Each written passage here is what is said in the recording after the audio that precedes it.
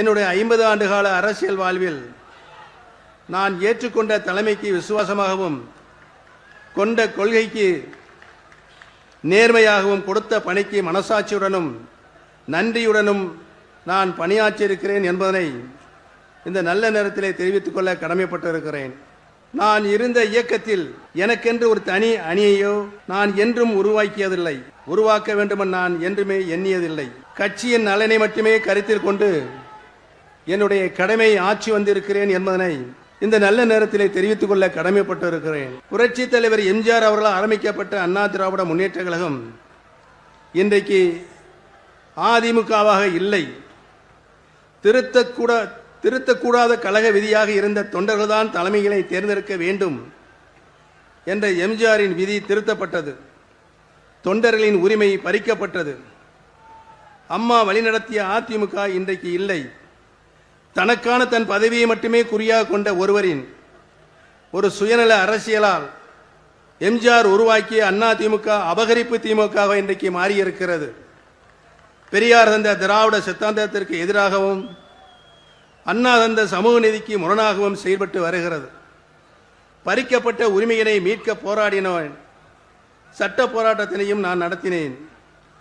தலைமைக்கு உண்மையாக உழைத்ததற்கு, தலைமைக்கு விசுவாசமாக நடந்து கொண்டதற்காக குறுக்கு வழியில் வந்தவர்களால் நான் எப்படியெல்லாம் பழிவாங்கப்பட்டுள்ளேன் என்பதை உங்கள் அனைவருக்கும் நன்றாகவே தெரியும்.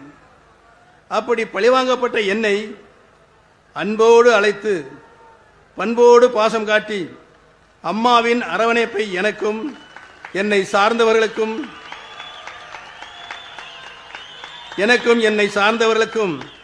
வழங்கியிருக்கிற கரம் பிடித்து வழிகாட்டிய தலைவர் அவர்தான் மாண்புமிகு தமிழ்நாடு முதலமைச்சர் தளபதி அவர்கள்.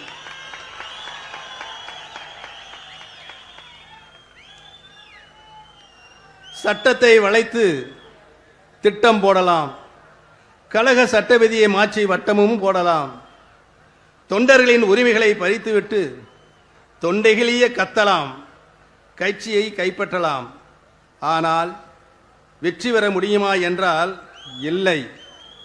தொடர் தோல்விதானே தொடர்கதையாக அங்கே இருக்கிற சுயநல பிடித்த அகம்பாவம் பிடித்தவர்களுக்கு இருக்கிறது. இனியும் அவர்கள் தோல்வி தொடர்ந்து கொண்டேதான் இருக்கும். 8 தோல்வி அல்ல, 10 தோல்வி அல்ல, அவர்கள் வாழ்நாள் முழுவதும் இன்னும் தோல்வியைத்தான் அவர்கள் காணப்போகிறார்கள் என்பதனை இங்கே நிறுவியிருக்கின்ற குழுமியிருக்கின்ற கூட்டம் நிரூபித்து காட்ட இருக்கிறது.